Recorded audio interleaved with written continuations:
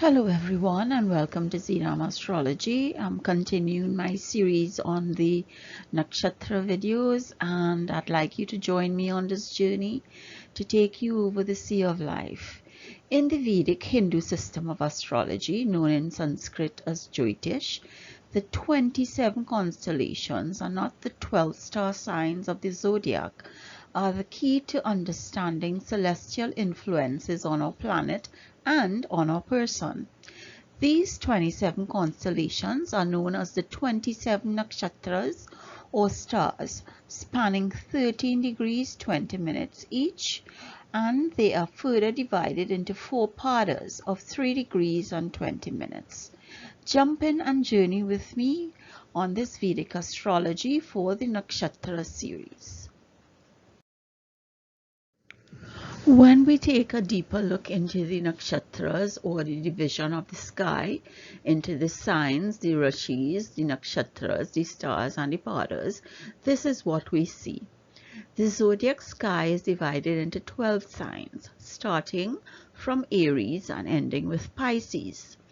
And each of these zodiac or rashi signs are divided into nakshatras, which are further divided into padas, and each rasi or sign has 9 padas and can therefore have 3 nakshatras in each rashi.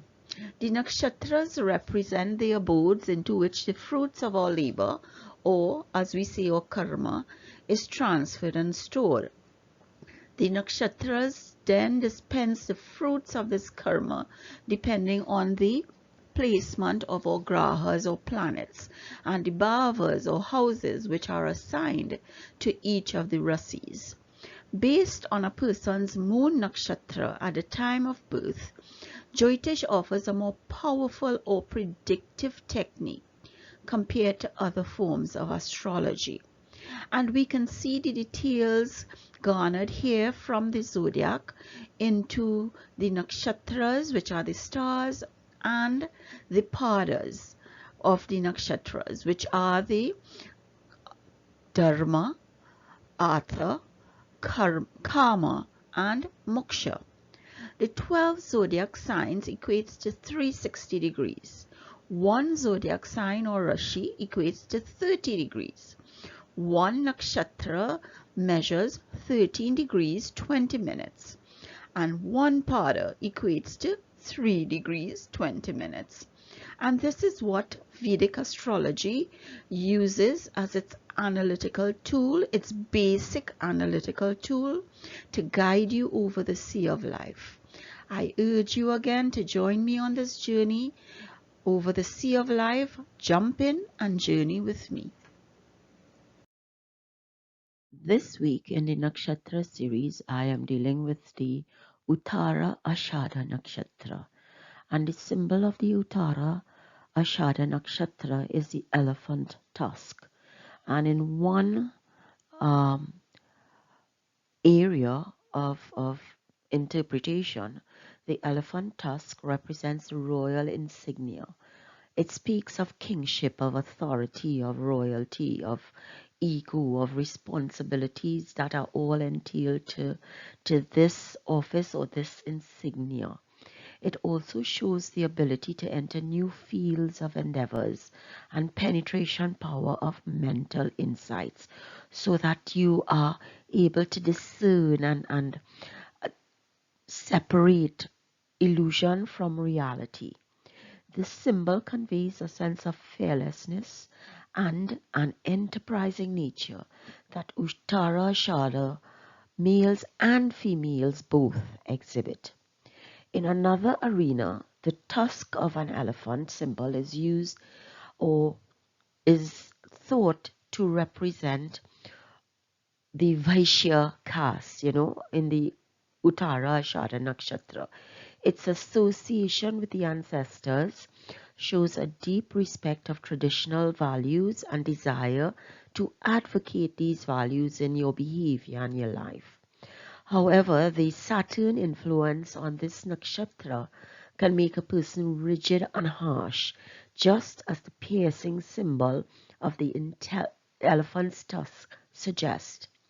It can show an intolerance for anything which does not follow normal, respectable lines. Spiritual and philosophical motivations are derived towards finding practical solutions to life's problems.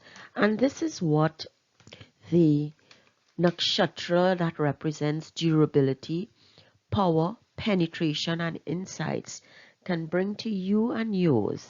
You know, if you are born in this nakshatra, or if you have children who are born in this nakshatra, that you can understand how they behave, why they behave, and what can be the genesis of those characteristics. The Vishwadevas, or the universal gods, are the deities that give energies to this nakshatra, the Uttara Ashadha Nakshatra. And if we read the hymns carefully in the Rig Vedas or the Sanskrit texts, we find that the divinities are reckoned by the Vedas as the universal gods. And these gods are universal because they have the power of universality, omnipotence, and omnipresence. They have the power over the elements and the ability to fulfill the wishes and prayers of their divine worshippers.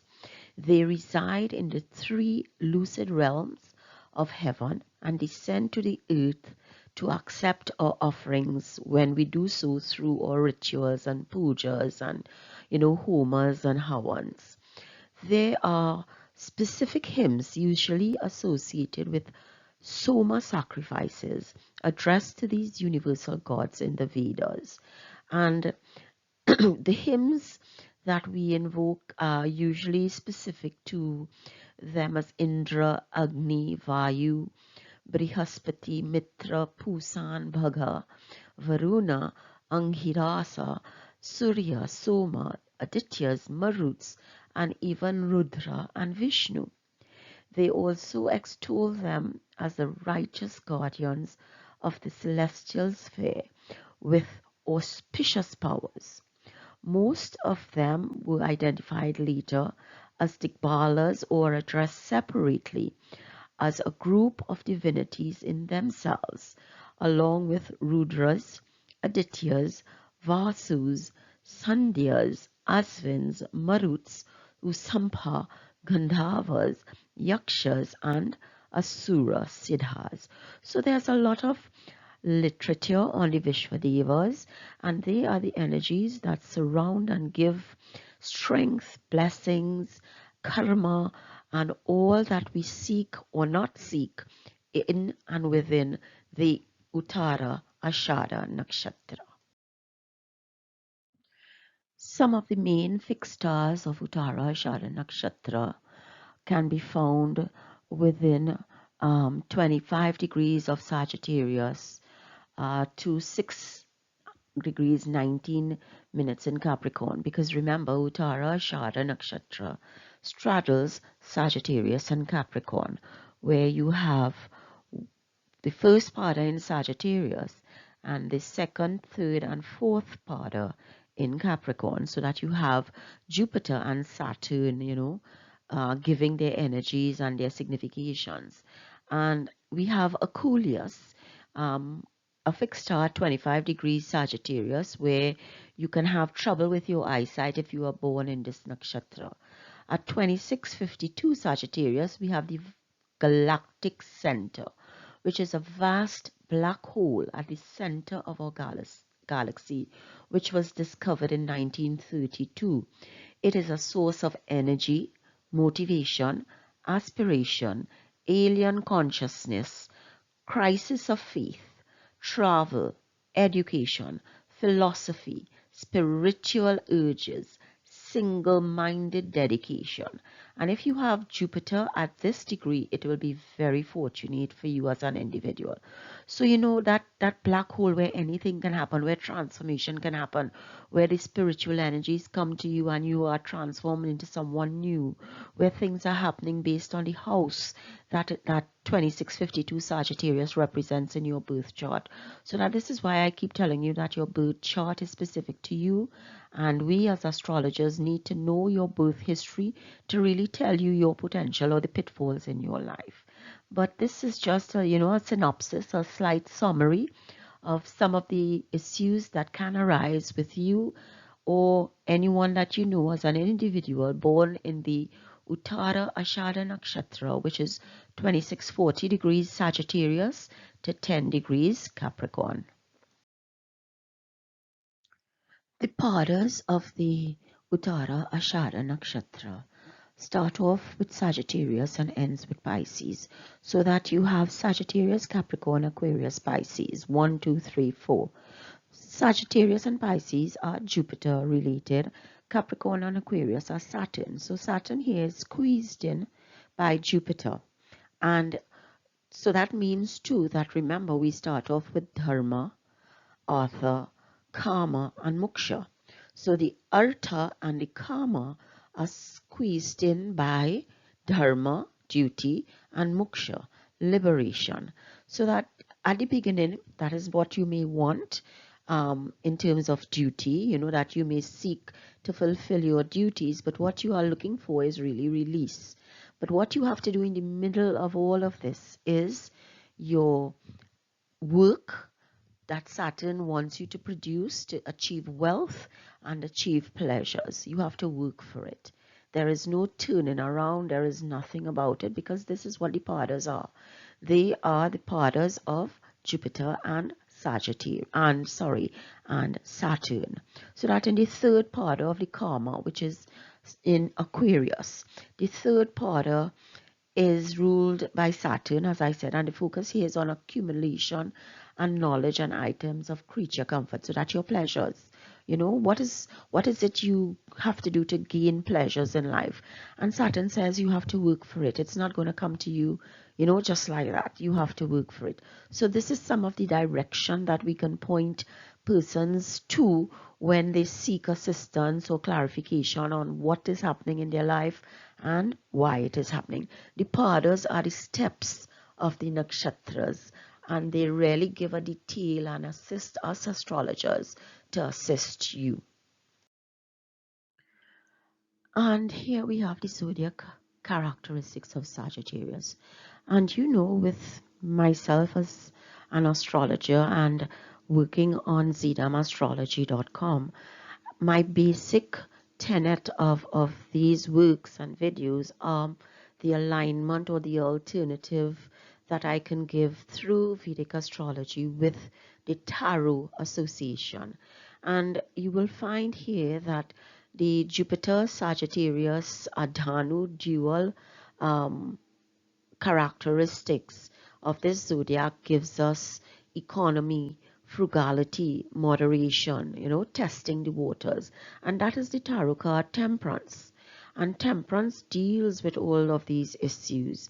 And you can see here that we have Uttara Ashadha, which is ruled by the sun, in the zodiac characteristics of Sagittarius, which is ruled by Jupiter, as one of the three nakshatras that we can find in Sagittarius.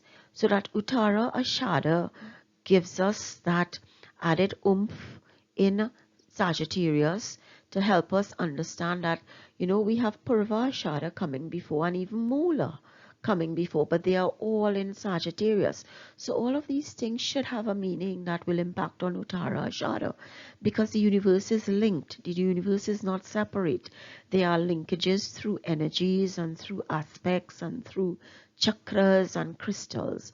And these are some of the things that we look at in addition to everything else before we can read your birth chart or kundali to give you any kind of guidance or possibility that may be in your life. The sun is the ruler of Leo in the natural zodiac or Kala Purush, And the sun is also the ruler of the Uttara Ashadha Nakshatra, which we are dealing with. So that the sun characteristics and how it behaves in Sagittarius and Capricorn are laid out here for you. You know, and the sun in Capricorn has a driving need for control. To the person or the native to you who is born in this nakshatra, life is a serious business, but you are a great provider, always farsighted and moving towards a goal. You're also a very hard worker and tend not to value things that you have not had to work and wait for. Your reputation is regarded as your most important asset. And wherever the sun is located in a chart is where the affairs are being illuminated, so that the individual will see the need to fulfill his or her potential in the affairs of that house. So if sun in Uttara Ashadha represents the fourth house, then you would have a need to fulfill your family wants and desires. You would want to always give them comfort and pleasures and do your duty towards them. You know, that is where you will get your release from the stress, because your mind would be clear, your mind would be at ease if your family is okay. So that the Sagittarian's underlying drive is for understanding. And if you're a Sagittarian, you are ever on a quest for truth and higher vision.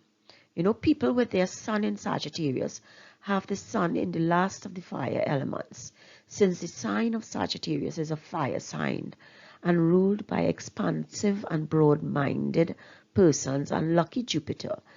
And they often are blessed with a positive disposition on life, tending to see the good over the bad in any situation. In this way, they are vastly different to someone having their sun in Scorpio, who would tend to be broody or have a kind of darkness and view the harsh realities of this world rather than the beauty of nature and the physical enjoyment they can get from the sun, the flowers, nature, streams, lakes, you know, anything that they may see. They would only see the negative and not the positive. So sun here really illuminates that part of you that is represented in your kundali by the bhava or the house that Sagittarius and Capricorn represents for you. These are the characteristics on the flashcard that I have put together for you and for our learning and development, and I've dealt with the sun as the planet on the Uttara Ashadha Nakshatra, the elephant tusk as a symbol. We have the deity, the Vishvadevas, and the Purushartha is moksha for this nakshatra, which means liberation. The Trimurti energy is Lord Shiva. So it says destroy, but when you destroy, something new is born. There's a rebirth, there's a regeneration, you know, so that this is what the Uttara Ashadha characteristics give to us. We have the color that we can use for ourselves is copper. The Varna is the Kshatriya. The direction is south. You know, we have the animal, which is the mongoose, and the bird, which is the swan. So that the characteristics of the mongoose, which is sly and swift, can be part of what we are, you know. If we are born in this nakshatra, are we swift? What are we swift in? Is it mental agility or physical ability? The swan is a beauty, a thing of nature that is of beauteous and bounteous looks. Is it Venus that we are looking for? Is it a lovely relationship?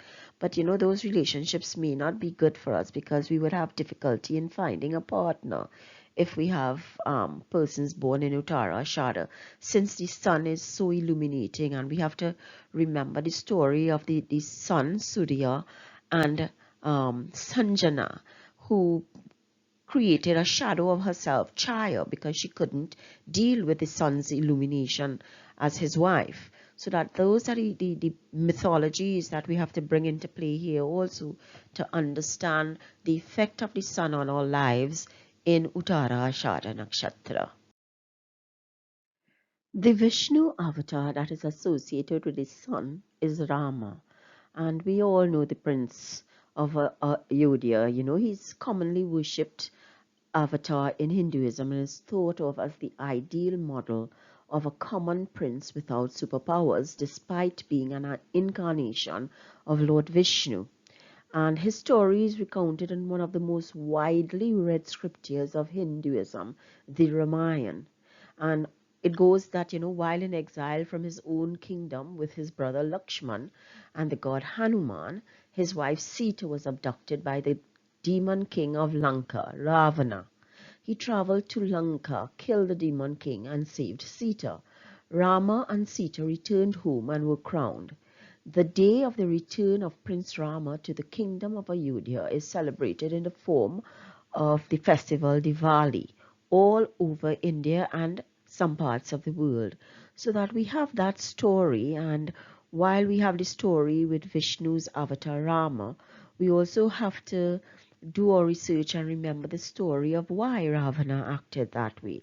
But that's for another video. So let me leave it here and say that, Ram has his story like everybody else, and Ravana also has his story.